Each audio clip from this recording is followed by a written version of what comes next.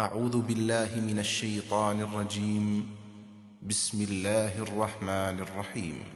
وقالوا لن يدخل الجنة إلا من كان هودا أو نصارى تلك أمانيهم قل هاتوا برهانكم إن كنتم صادقين بلى من أسلم وجهه لله وهو محسن فله أجره عند ربه ولا خوف عليهم ولا هم يحزنون وقالت اليهود ليست النصارى على شيء وقالت النصارى ليست اليهود على شيء وهم يتلون الكتاب كذلك قال الذين لا يعلمون مثل قولهم فالله يحكم بينهم يوم القيامة فيما كانوا فيه يختلفون.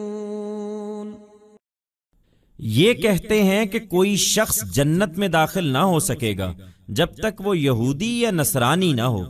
یہ انہوں نے محض آرزوئیں باندھ لی ہیں. ان سے کہو تم سچے ہو تو اس کے لیے اپنی کوئی دلیل پیش کرو. ان کی اس بات میں کوئی حقیقت نہیں. ہاں یہ ضرور ہے کہ اپنی ہستی جن لوگوں نے اللہ کے سپرد کر دی اور وہ اچھی طرح سے عمل کرنے والے ہیں ان کے لیے ان کا اجر ان کے پروردگار کے ہاں محفوظ ہے اور ان کے لیے نہ وہاں کوئی اندیشہ ہے اور نہ وہ کبھی غم زدہ ہوں گے. اپنے گروہ سے باہر یہ کسی حق کو نہیں مانتے. لہذا یہودی کہتے ہیں کہ نصارہ کی کوئی بنیاد نہیں اور نصارہ کہتے ہیں کہ یہودیوں کی کوئی بنیاد نہیں، درا حالے کہ دونوں کتاب الہی کی تلاوت کرتے ہیں.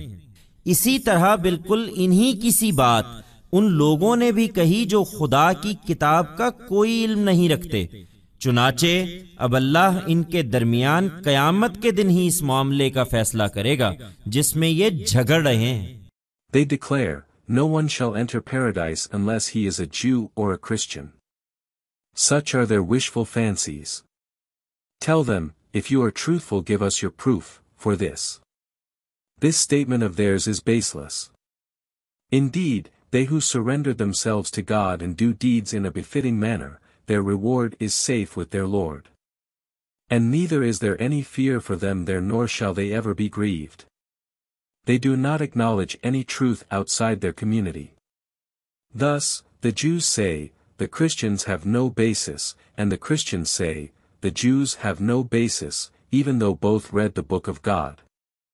Similarly, those who have no knowledge of the book of God have said something alike.